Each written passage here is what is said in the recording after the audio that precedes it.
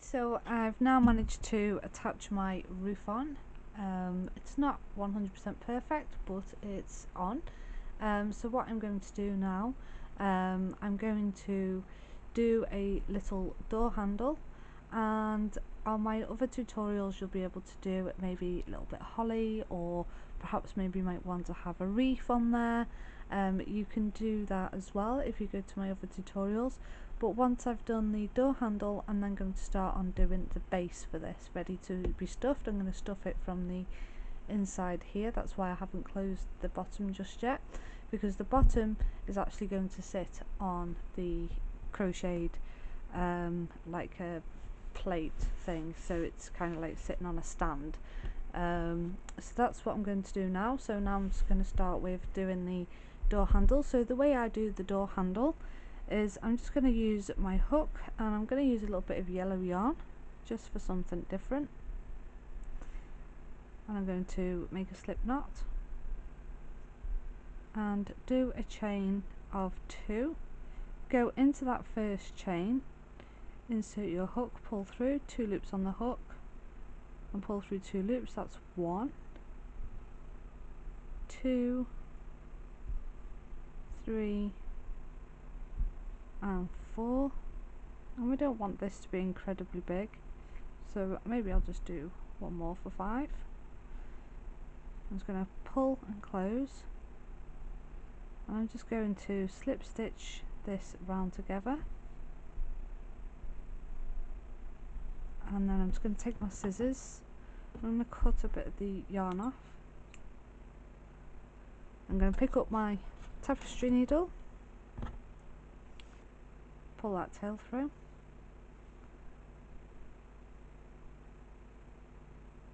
just going to attach my yarn to my tapestry needle,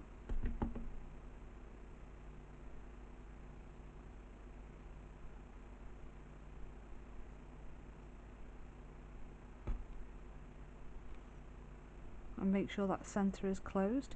So now I'm just going to work around going through 1 loop only, and I'm just going to weave this around just so it rounds it up a little bit more.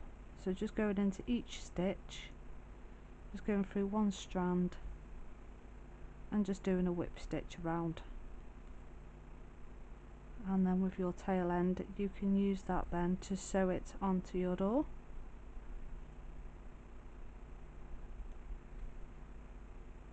And like I say, you can decorate this however you wish. I've got a few other little things there on my tutorials, my Christmas tutorials, so you may want to have a look at those and maybe attach little knick-knack stuff onto your gingerbread house too.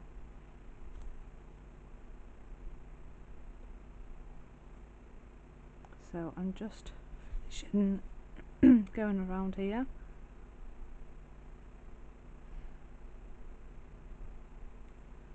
And once you are happy, I'm just going to go through that last loop, and I'm actually just going to come out.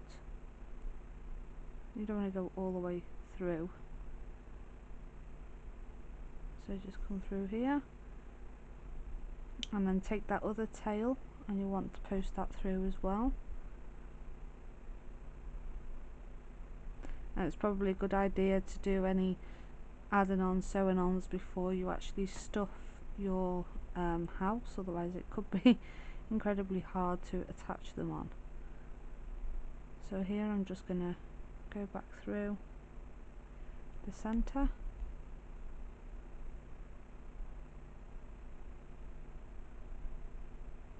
and that is now ready to go on. So I'm just going to attach on my door handle, and then I'll be back. So that's my door handle now attached on. I've just simply attached on with a tapestry needle. I've just gone through and then I've just tied it on the inside with a knot. That's all you need to do for your door handle. So now I'm going to do the base for it to sit on. So I'm going to be doing this working in flat rounds, and I'm going to use a 4.5mm crochet hook, and I'm going to start with the magic ring.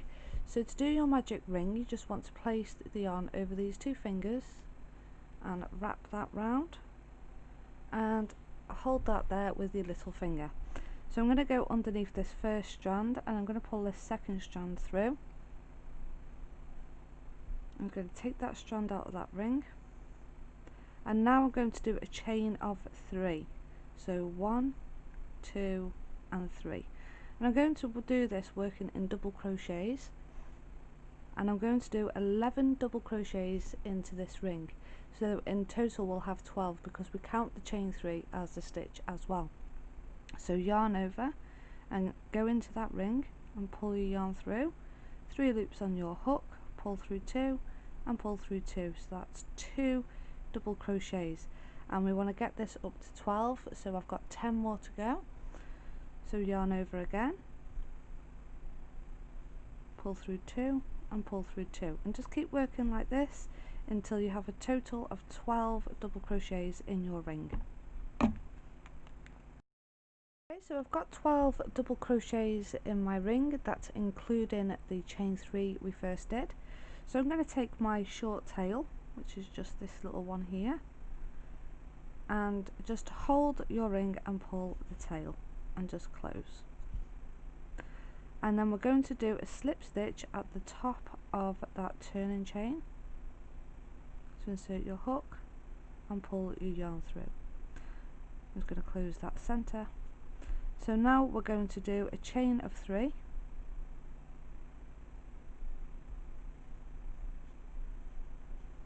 and yarn over, and we're going to go into that same stitch as where our 3 chain is, and we're going to do that for every round we do. We always do an increase at the first round before we begin to go round. So this first round is going to be an increase round of 2 double crochets in each stitch all the way around. That will give us a total of 24 stitches. So yarn over, go into the next stitch and do an increase. So an increase of 2 double crochets in the same stitch each stitch around, and you will have 24 stitches at the end of this round, and I'll meet you back.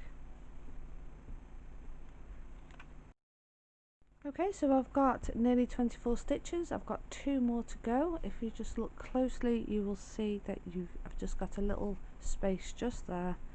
Make sure you don't miss that, and make sure you count before you move on to the next round. So that's my last increase. So now I've got 24 stitches in that round. So now again we're going to join the round at the top of the turning chain. So insert your hook and do a slip stitch and then do a chain 3 again. So then we're going to yarn over, go into that same stitch again, so that's our first increase. The next stitch you're just going to do 1, and then the next stitch you're going to do another increase,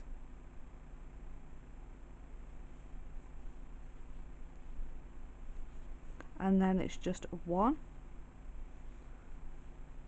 and then another increase. And if you get a little bit stuck of not knowing if you did an increase on the last stitch or a single, one single double on its own, just stretch your stitches apart, have a look, and you will be able to work out which ones are the increases and which one isn't.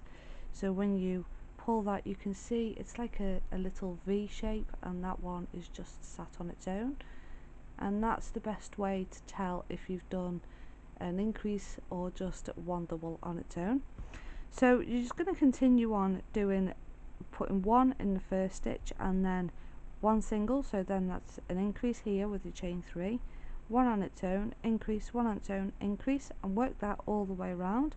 When we get back to here again, I'll meet you, and then we're going to join with the slip stitch, chain 3, and then we're going to go back in. But the next round we're going to do 1 single, 1 single, and then an increase, and that's the way this works to do a flat circle.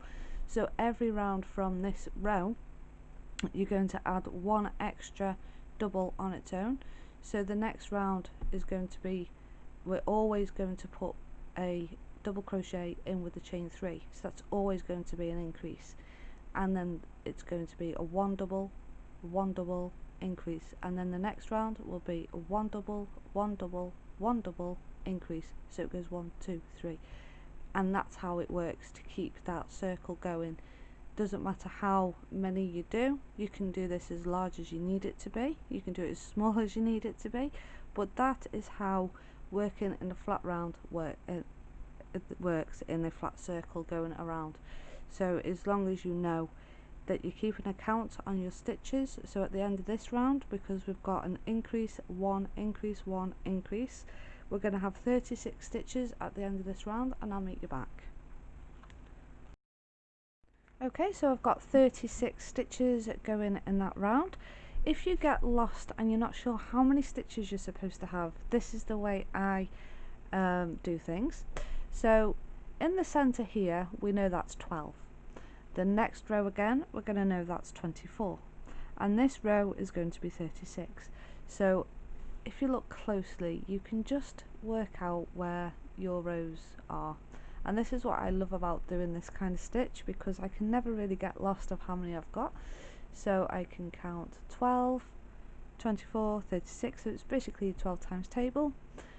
When you look at your 36 stitches in the round and you're like, yeah, I'm supposed to have 36, but I've got 32, or you know, whatever, so you're just going to count these here. I always count the posts rather than the stitches when I'm working in flat round. It's just easier, I think so anyway. I mean, it's up to you, you can just lean it slightly and you can count the top stitches, but I tend to count the posts when I'm working in double crochets in a flat round.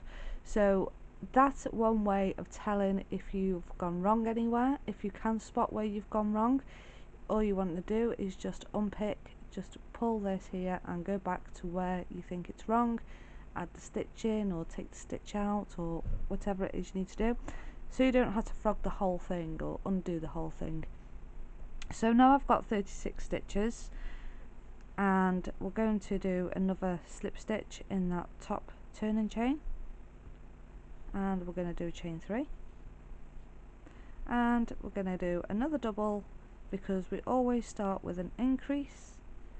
And that last stitch, if you can't remember how many you did the row before, if you wasn't sure if it was you know, how many stitches you did before you got to there, so you got your 12, then you done your increase, so that was 1 and then an increase. Just have a look, just pull your work and you'll be able to see, I've got an increase there, I've got 1 there, and I've got an increase there, or I've got an increase there and I've got 1, 2, 3, 4, and then I've got my increase, so that's 4 and then increase. But you can always count from the start as well, so just by going, oh yeah, that's just 12 stitches in that very center one, so this next one's going to be my increase, so then that's 1, 2, and count it that way as well. So they're just little handy tips when you're working in a flat circle going all the way around. So I'm going to leave you here, I'm going to leave you to carry on. You can do this as large as you like or as small as you like, but I'm going to do mine fairly wide because I want my little gingerbread house to sit on there, and you know, just whatever you feel you want to do. You might not want to do yours like this, you might want to do yours squared, that's fine, you can do that as well, but this is how I do my flat circle. So I'll be back at the end of doing my flat circle. Okay, so I'm just now finishing my flat circle. I've done quite a lot of stitches on these rounds. I'm on 132 stitches going all the way around. When you're working, if you just look, you'll be able to try kind of see this, where you're doing your one single crochet before you do your increase. So now here is my last increase. I've got 9 stitches left to go, and then there's my first increase from the beginning of the round. That is a good way to tell if you've got too many stitches or too less stitches, because as you look, that was 9, this row's 8, 7, 6, 5, and it goes all the way down, and if you can see that, and that's a good way of telling if you're on track. So all I've got to do now is do 9 more double crochets, and then I'm going to fasten off when I get to the top here, and then I'm going to pick up my green, white and red yarn, and I'm going to do the post going around in the candy cane border, so that's what I'm going to do for mine. I'm just going to do candy cane border exactly the same way as I did here. So I'll attach my yarn, my red, my white and the green, or green, white, red, whichever, chain 3 and do exactly the same as way I did here, but this time I don't need to do a 1 round of single crochet because I'm just going to use literally these top stitches to start with mine. So you don't have to do that if you don't want to. You can finish yours off here, or you could do a different border on yours, you know, but I'm going to go with the candy cane border just to give it a nice little finishing detail to this round, this flat round. So I'll be back once I've finished doing my 9 double crochets. Okay, so I've just started attaching these on now. I finished my rounds, so finished at 9th stitch into the slip stitch, and then I fastened off the glittery kind of yarn. I'm going to use the plain yarn this time round rather than the glittery yarn. I just think it'll probably be a bit better. So anyway, I've done a chain of 3, attached that on, and I've attached on my white. Now I'm attaching on my red. So insert your hook, place your yarn over your hook, pull through, chain 1, and I just like to do a one single crochet just to attach them in, and then chain 3, and then leave a loop at the top. And it's exactly the same like I said when we did the sides of the gingerbread house.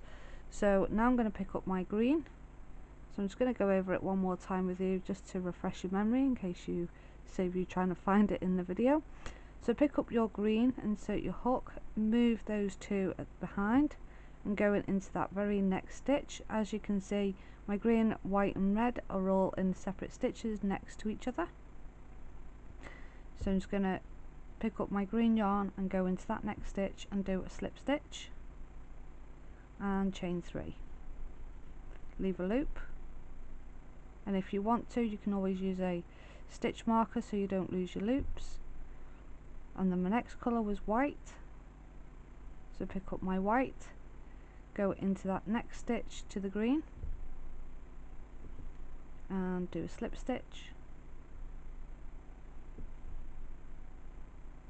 and chain 3, leave a loop. And if you get stuck and you're not sure what colours next, just have a little look at the back and you'll be able to see what colours go where. So my next colour is going to be red, which is quite obvious at this point because obviously I've only done 2 colours so far. So I'm going to fold back my white and my green, and then I'm going to go into that next stitch and do a slip stitch next to the white, chain 3, leave a loop, and then I'm back to my green again. And I'm just going to keep working like this all the way around. Fold those 2 back, slip stitch and chain 3. So I'm going to keep continuing on now, going around, and then I'll be back at the end of this round. Okay, so I'm nearly finished this now, going around. This is how mine is now looking. I'm just going to finish these last few stitches with you. I've got 3 left to go, just in case you've forgotten how to basically end this. So all we're going to do is pick up the green, that's going to go into the next stitch, and all I'm going to do is a slip stitch, chain 1, and get my scissors and cut, fasten that off, and then I can sew the tail end in after I've finished completely, and then do the same with the white. So just make sure you've got 3 stitches left at the end of the round, or 2 if you're working in 2 colours, depending on how many colours you're doing yours in. You might have left the green out, or you want to just do yours green and white instead, or you know, it's entirely up to you. So I'm going to go into that next stitch and do a slip stitch, chain 1 and cut and fasten that off and sew that in later. So I've got 1 stitch left just here for my red. So I'm just going to insert my hook and chain 1 and cut and just fasten that off. So that is now completely finished. So all I've got to do now is sew my ends in. I hope you are happy with yours. I'm just going to show you how mine looks once I'm going to stuff the inside of here.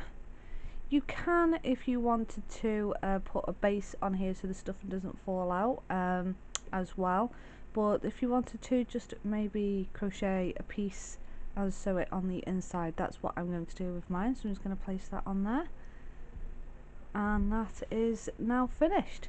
So I just want to say a massive thank you for being here today. I hope you've enjoyed today's tutorial, and I'm going to be back with more fun stuff.